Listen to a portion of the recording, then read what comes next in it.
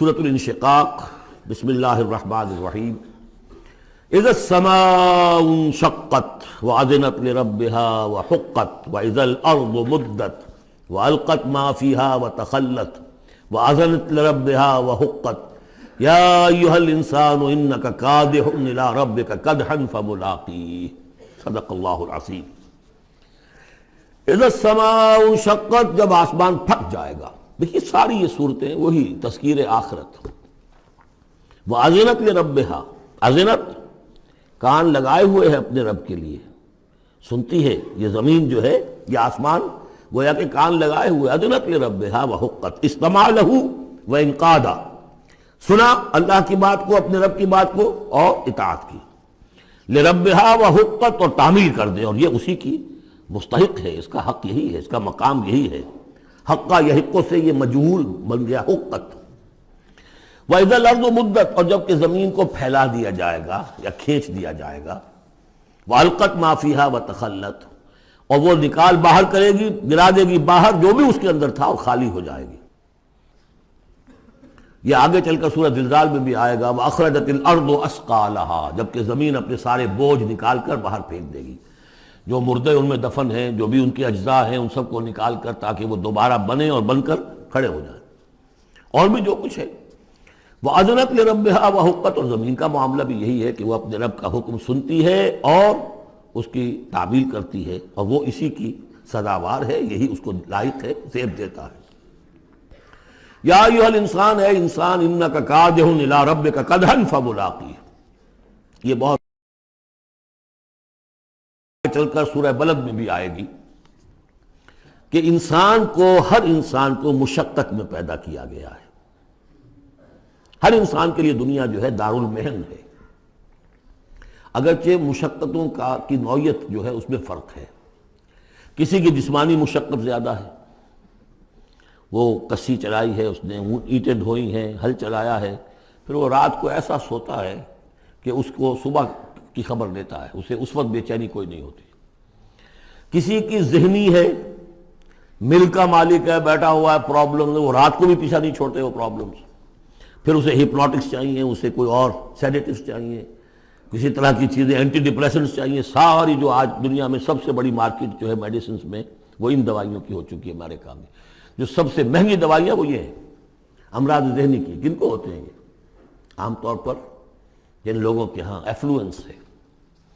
تو معلوم ہے کہ ہر ایک کے لیے کوفت ہے۔ پھر یہ کہ کسی کو کوئی غم ہے، کسی کو کوئی غم ہے۔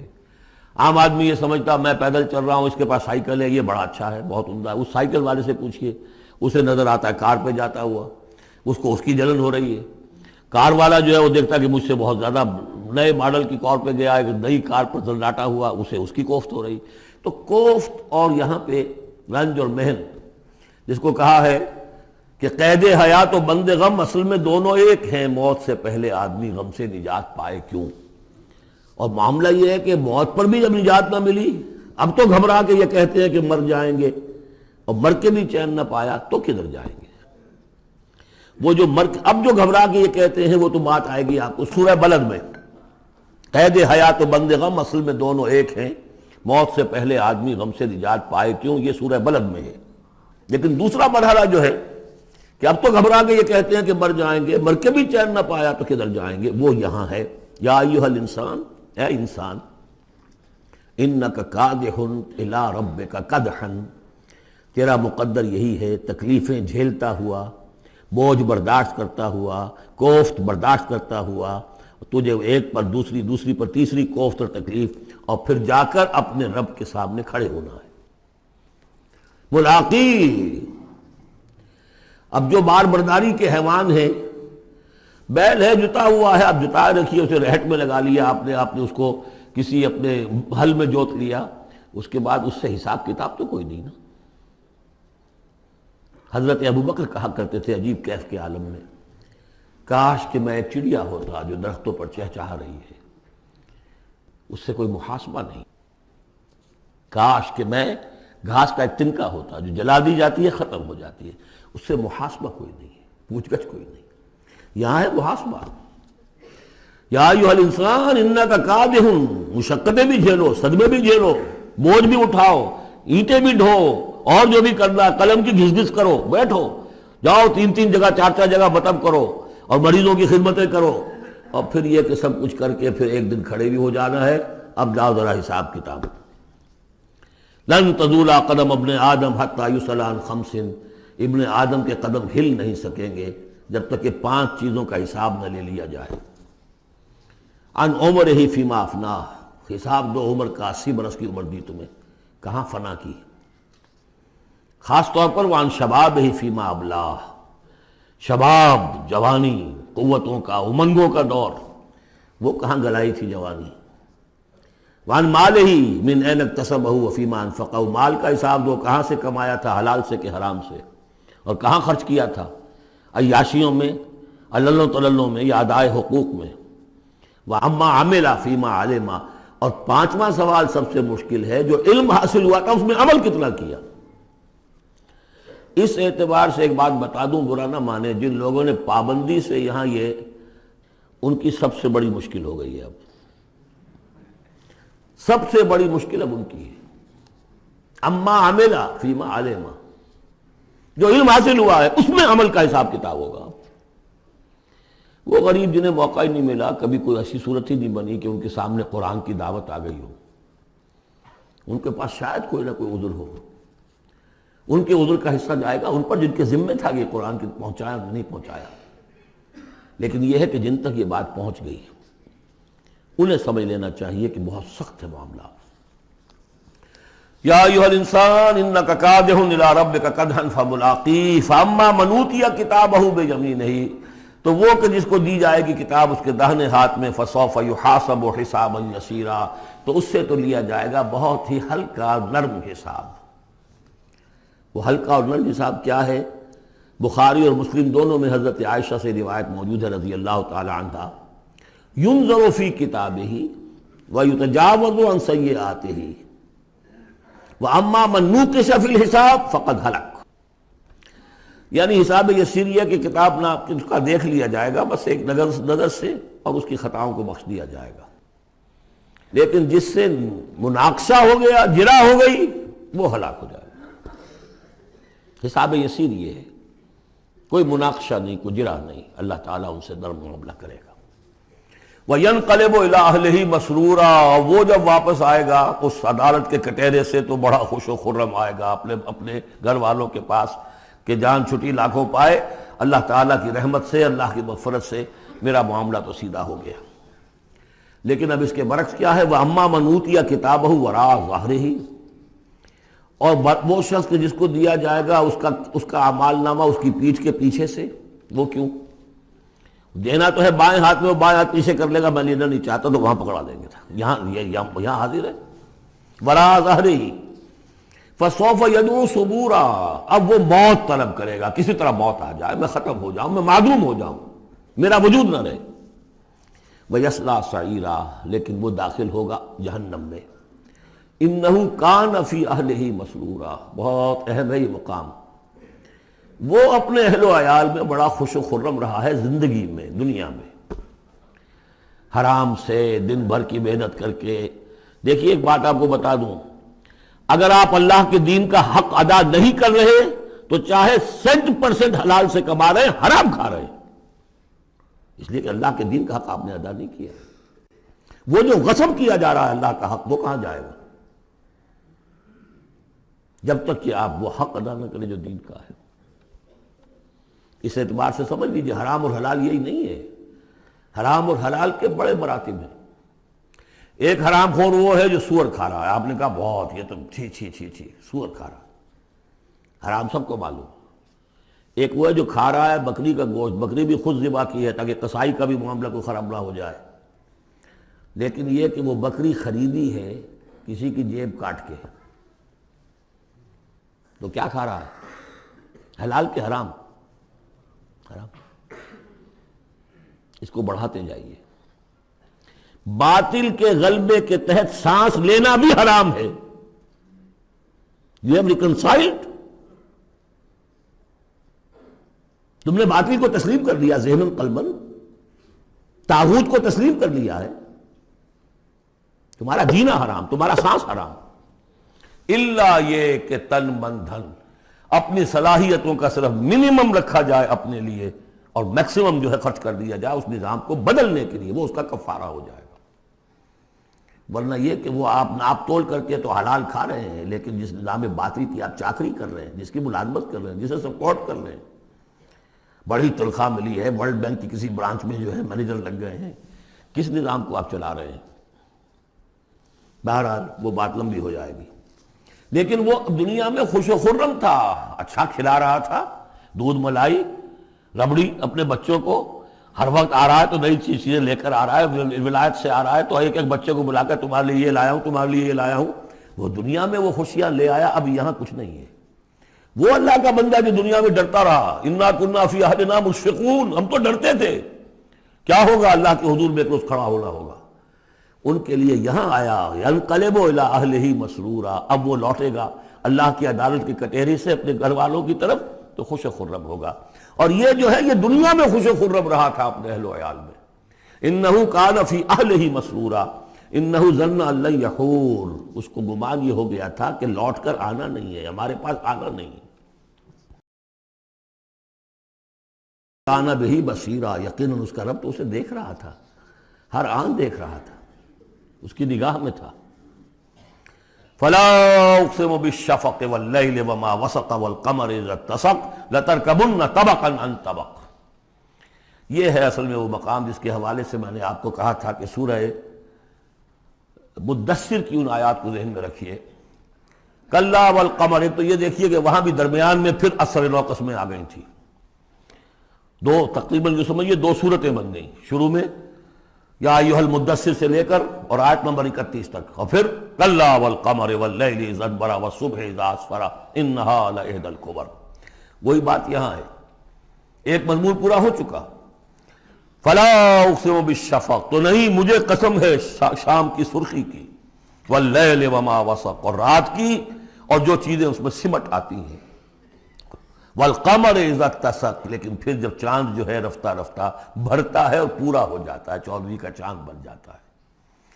یہ اصل میں میرے نزدیک واللہ عالم، یہ کسی اور کوئی بات میں نہیں کہہ رہا ہوں، میرے نزدیک یہ دو بڑی اہم خبروں کی نشاندہی ہے جو قرآن میں کی گئی ہے، اور وہاں ہے بھی انہا لإحدی الکبر، بہت بڑی خبر ہے یہ کہ محمد رسول اللہ صلی اللہ علیہ وسلم کا جب خورشید ہدایت طلوع ہوا ہے تو اس وقت صورت کیا تھی؟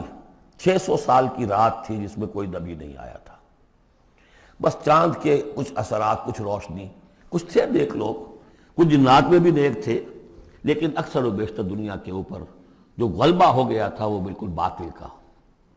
پھر ایک دم خورشید نبوت طلوع ہوا ہے اور روشنی پھیل گئی ہے۔ اب خبر دی ہے اسی خورشید نبوت نے صلی اللہ علیہ وسلم کہ قیامت سے پہلے ایک مرتبہ پھر یہ دین کا غلبہ ہوگا، جیسا آپ کے دست مبارک سے بنفس نفیس جزیرہ نماء عرب پر پورا خورشید اسلام چھا گیا، نظام دین قائم ہو گیا۔ الیوم اکملت لکم دینکم واتممت علیکم نعمتی ورضیت لکم الاسلام دینا، جاء الحق وزہق الباطل ان الباطل کان زہوقا۔ اور اس کے بعد یہ کہ خلفاء ثلاثہ کے زمانے میں، حضرت علی کے زمانے میں کوئی توسیع نہیں ہوئی، حضرت ابوبکر، حضرت عمر، حضرت عثمان، خلفاء ثلاثہ کے زمانے میں توسیع ہوئی۔ حضرت علی کے زمانے میں ان پر کوئی الزام نہیں، ان کا کوئی قصور نہیں، لیکن یہودی سازش عبداللہ ابن سبا کی، اس کی وجہ سے مسلمان آپس ہی میں لڑ پڑے، 1,00,000 جانیں ختم ہو گئی آپس میں لڑ کر، جنگ جمل، جنگ صفین، جنگ نہروان، 1,00,000 کے قریب۔ تو مومنٹم گاڑی کا ٹوٹ گیا، موشن ٹوٹ گئی۔ اس کے بعد پھر بہرحال حضرت امیر معاویہ کے زمانے میں پھر کچھ آگے قافلہ چلا ہے، لیکن اس شان کے ساتھ پھر نہیں بڑھ سکی بات، جس شان سے کہ دور فاروقی میں، دور عثمانی میں، دور صدیقی میں بات بڑھ رہی تھی۔ بہرحال وہ تو پروسیس رک کر اور پیچھے ریورس بھی ہو گیا، لیکن حضور کی دی ہوئی خبر ہے کہ دوبارہ دنیا میں دین کا غلبہ ہوگا اور گلوبل ہوگا، پوری دنیا میں ہوگا۔ وہ حدیثیں ہم نے نوید خلافت کے عنوان سے کتابچہ، 8 صفحے کا کتابچہ بہت شائع کی ہیں۔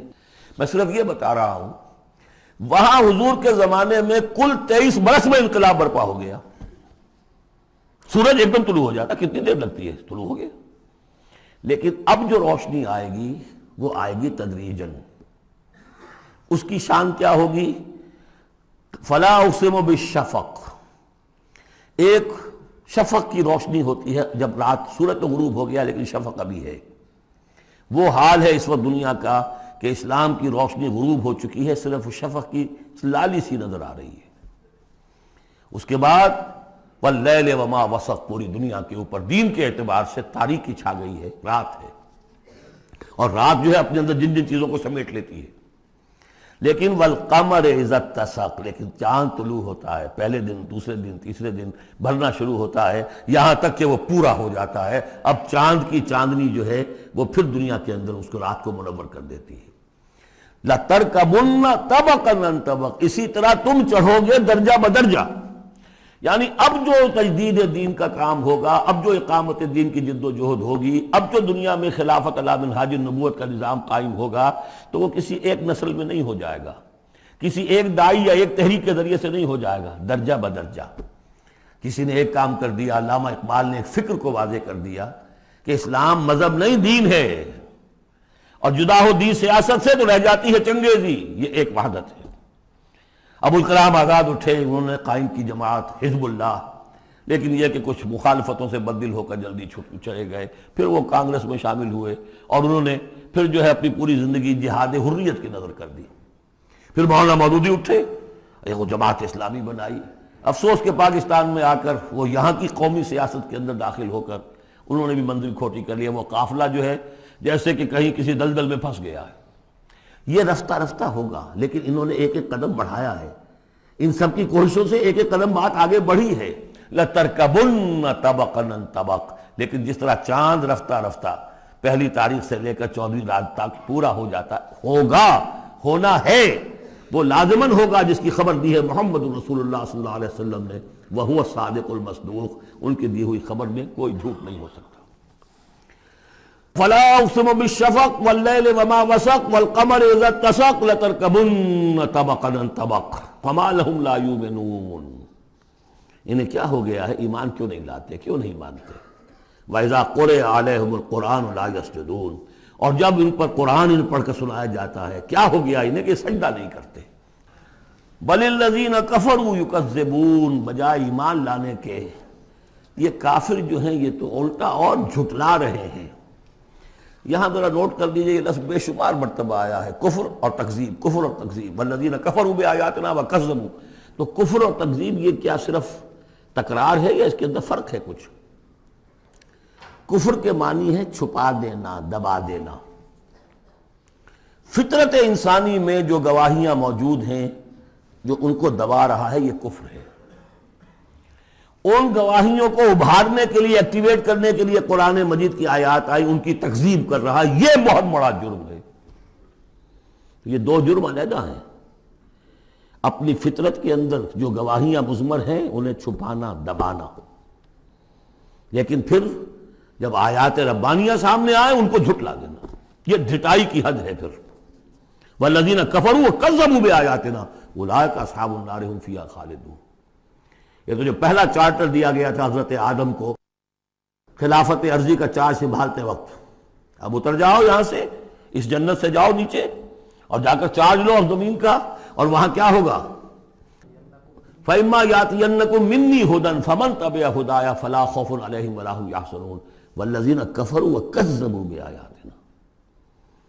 کفر پہلا جرم اور تکذیب یہ مہا جرم. کفر تو اس وجہ سے بھی ہو سکتا ہے اس ماحول کے اثرات تھے، آپ ظہور میں رہے، آپ دبے ہوئے تھے، لیکن جب وہ روشنی آ گئی پھر اس کی تکذیب، یہ معلوم ہوا کہ اب یہ جرم جو ہے اپنی آخری حد کو پہنچ گیا. بل الذین کفروا یکذبون، یہ کافر جو ہے جھٹلا رہے ہیں. واللہ عالم بما یورون، اور اللہ کو معلوم ہے کہ یہ کیا بھرے ہوئے ہیں اپنے ہاں. عام طور پر سمجھا ہے کہ جو انسان مال دولت نہیں، اندر ان کے بغض ہے، حسد ہے، تکبر ہے، اس کی وجہ سے یہ تکذیب کر رہے ہیں. یہ نہیں کہ یہ حق کو پہچان نہیں پائے ہیں، ان کے اندر جو ہے بغض، حسد اور تکبر بھرا ہوا ہے. فبشرہم بعذاب علیم، تو اے نبی ان کو بشارت دے دیجئے دردناک عذاب کی.